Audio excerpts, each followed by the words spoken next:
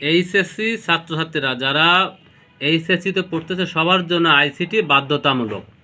সে general হোক আর উন্মুক্ত হোক আর কারিগরি, সবার জন্য আইসিটা বাধ্য। আজকে আমরা আপনাদেরকে শিখাবো দশমিক থেকে বাইনারিতে রূপান্তর। খুব সহজে শিখে যেতে পারবেন 2 থেকে 3 মিনিট। আমার ভিডিওটা একটু লক্ষ্য করুন, কেউ টেনে দেখবেন না। কিছু টিপস। দশমিককে বলা হয় 10 আর বাইনারিকে প্রকাশ করে 2 দ্বারা।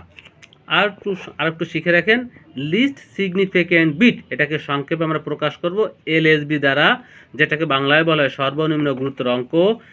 মোস্ট সিগনিফিক্যান্ট বিট, যেটাকে প্রকাশ করা হবে এমএসবি, যেটা বাংলা হচ্ছে সর্বোচ্চ গুরুত্বের অঙ্ক। তাই তো সুপ্রিয় ছাত্রছাত্রীরা, তোমরা একটু ফলো করো যে কীভাবে দশমিক সংখ্যাকে বাইনারিতে রূপান্তর করি। তাহলে দেখা যাক, 105 এই বেস 10 অর্থাৎ দশমিক সংখ্যাটিকে বাইনারি সংখ্যায় রূপান্তর। দেখুন সমাধান, 105কে যদি আমরা 2 দিয়ে ভাগ করি, 105-এর মধ্যে 2 কয়বার যায়? 52 বার যায়। তাহলে 52 দুগুণ 104, হাতে থাকলো অবশিষ্ট 1। আবার যদি 52কে 2 দিয়ে ভাগ করেন তাহলে হবে 52 দুগুণে 26, অবশিষ্ট থাকবে না, বলে 0। এবার 2 দিয়ে ভাগ করলে 26, তাহলে 26-এ 2 দিয়ে ভাগ করলে 13 দুগুণে 26, অবশিষ্ট থাকবে না। আবার 13কে আপনি 2 দিয়ে ভাগ করেন, 6 দুগুণে 12, হাতে থাকে 1, সে 1 রয়ে গেছে। এবার 6-রে 3 2 দিয়ে ভাগ করেন, 3 দুগুণে 6, হাতে থাকবে কিচ্ছু না, তাহলে 0। এবার 2 3-এর মধ্যে কবে যায়? একবার, হাতে থাকে 1। এবার আবার যদি 2-রে যে 1 দিয়ে ভাগ করা, তাহলে 2 1-এর মধ্যে যায় না, না গেলে 0। এই অবশিষ্টটা আবার বসে যাবে, এই 1 আবার লাস্টে বসে যাবে। তাহলে এটা অ্যান্সার, উত্তর আপনারা কীভাবে লিখবেন দেখেন, 1 1 0 1 0 0 1, অর্থাৎ নিচে থেকে উপরে উঠতেছে। এই জন্য অ্যারো চিহ্নটা আমরা নিচে থেকে উপরের দিকে দিছি।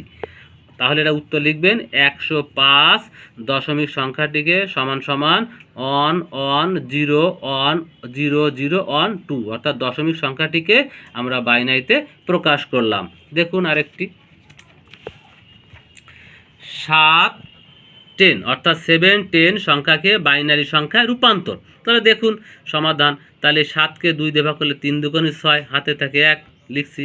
আবার 2 3-এর মধ্যে কবে যায়? একবার, হাতে থাকে 1, 2 1-এর মধ্যে যায় না, না গেলে 0। এই 1 অবশিষ্ট বসে গেছে। তাহলে আমরা আবার নিচে থেকে উপরে লিখবো, তাহলে কত? On on on.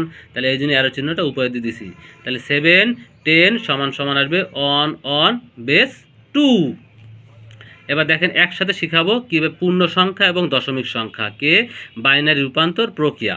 তাহলে আগে পূর্ণ সংখ্যা আমরা একটু আগে শিখে ফেলছি, ঠিক 15। তাহলে 2-রে 15 দেওয়া করলে 7 দুগুণে 14, হাতে থাকে 1। 2 দিয়ে 7 3 দুগুণে 6, হাতে থাকে 1। 2 2 3-এর মধ্যে কয়বার যায়? একবার, হাতে থাকে 1। 2 1-এর মধ্যে যায় না, গেলে 0। এই 1 লাস্টে অবশিষ্ট রয়ে গেছে, এই জন্য লেখা রয়েছে অবশিষ্ট।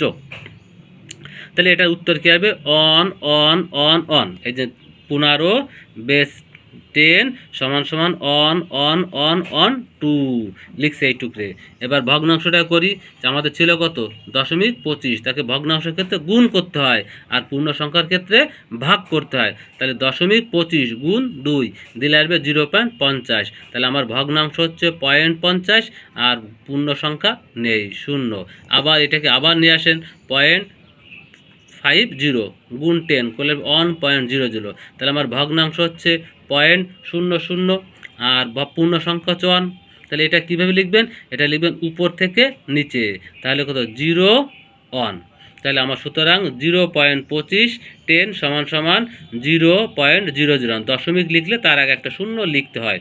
এবার এই দুটোকে এক করেন, তাহলে প্রথমটার উত্তর ছিল 1 1 1 1 লিখছি, তারপরে এই দশমিক, এই 0 1। তাহলে 15.25 10 সংখ্যাটিকে বাইনারিতে রূপান্তর করলে উত্তর হচ্ছে 1 1 1 1.012। তাহলে আপনারা শিখে গেলেন পূর্ণ সংখ্যা এবং দশমিক সংখ্যা দুটোই শিখলেন। আবারও মনে রাখবেন, পূর্ণ সংখ্যাকে 2 দ্বারা ভাগ করতে হয়, দশমিক সংখ্যাকে গুণ করতে হয়। যাক, যদি আপনারা শিখে উপকৃত হন, আপনারা অবশ্যই আমাদের পেজে ফলো দিবেন এবং আমাদের ইউটিউব চ্যানেলটাকে আপনারা শেয়ার করবেন, লাইক কমেন্ট করবেন। তাহলে আপনারা প্রতিনিয়ত আপনারা অনেক কিছু দেখতে পারবেন। সবাইকে ধন্যবাদ।